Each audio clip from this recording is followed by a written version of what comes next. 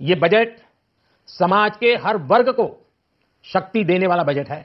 ये middle class को नई ताकत देने वाला बजट है।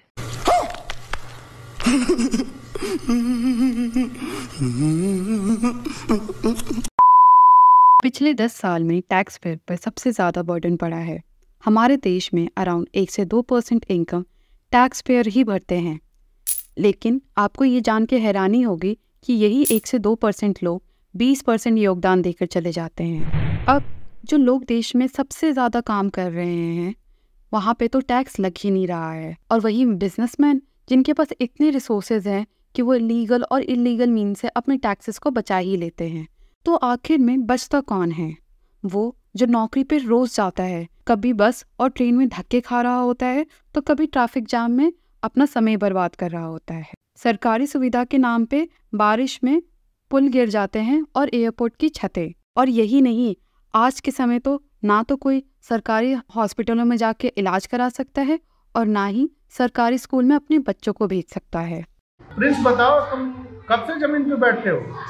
सर जी कई साल हो गए मैं जमीन पर बैठता हूँ, अच्छा नहीं लगता है हमको। ये सब देखने के बाद लगता है कि आखिर मिडिल क्लास का पैसा जा कहाँ रहा है? क्यों मिडिल क्लास को ही सारा बर्डन उठाना पड़ता है? और क्या इनकम टैक्स हटाना एक सलूशन है? आइए जानते हैं इन सब के बारे में। हमारे देश में 2 टैक्सेस होते हैं, डायरेक्ट और इनडायरेक्ट। तो बेसिकली डायरेक्ट टैक्स में सरकार आपके इनकम से कुछ पोर्शन ले लेती है। अगर आप नौकरी कर रहे होते हैं तो आपकी सैलरी से कुछ पैसे डिडक्ट हो जाते हैं, या फिर अगर आप बिजनेस कर रहे हैं तो बिजनेस रिलेटेड आपको टैक्स देने पड़ते हैं।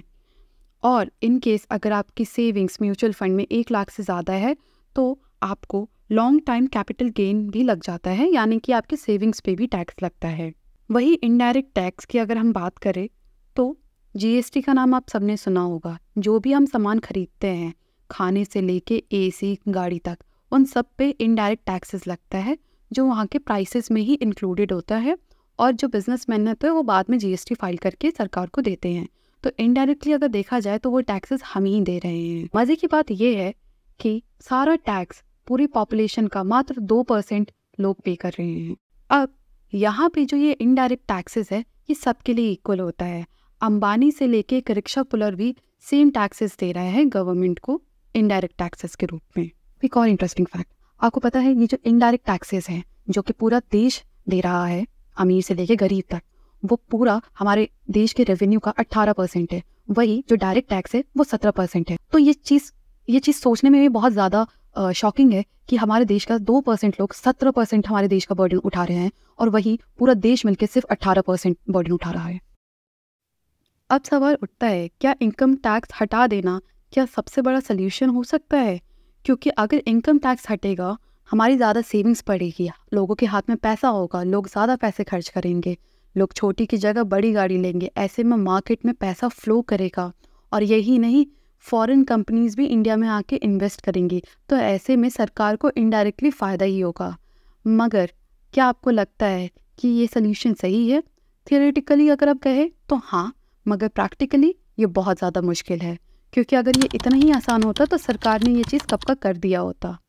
लेकिन ऐसा क्यों? तो आइए जानते हैं इसका कारण। अगर हम इनकम टैक्स हटा देंगे तो ऐसे में कैश फ्लो तो हमारे देश में बढ़ जाएगा, डिमांड भी बढ़ेगी, मगर इसके साथ साथ डिमांड बढ़ने से सामान भी महंगा होगा, इन्फ्लेशन आ जाएगा हमारे देश में। तो ऐसे में उस इन्फ्लेशन को कंट्रोल करना बहुत मुश्किल हो जाएगा। तो आखिर सल्यूशन क्या है? देखिए, हम टैक्सेस तो नहीं हटा सकते, लेकिन हम उसका बर्डन ज़रूर कम कर सकते हैं। हमारे देश में ऐसे कई इनफॉर्मल सेक्टर्स हैं जहाँ पे लोग आमदनी तो कर रहे हैं मगर टैक्सेस नहीं दे रहे हैं। तो ये बहुत ज़रूरी है कि हम उन्हें टैक्स ब्रैकेट के अंदर लेकर आए। इसके अलावा गवर्नमेंट को भी मिडिल क्लास के लिए भी चीज़ें करनी पड़ेगी, क्योंकि अगर ऐसे ही चलता रहा हमारे देश के मिडिल क्लास दूसरे देश में चले जाएंगे। ऐसा क्यों? क्योंकि वहाँ पे भी उन्हें टैक्स तो देना पड़ता है, मगर उसके बदले उन्हें सर्विसेज मिलती है जो हमारे देश में नहीं मिल रही है। इसके अलावा और क्या सल्यूशन हो सकते हैं, आप कमेंट कर सकते हैं।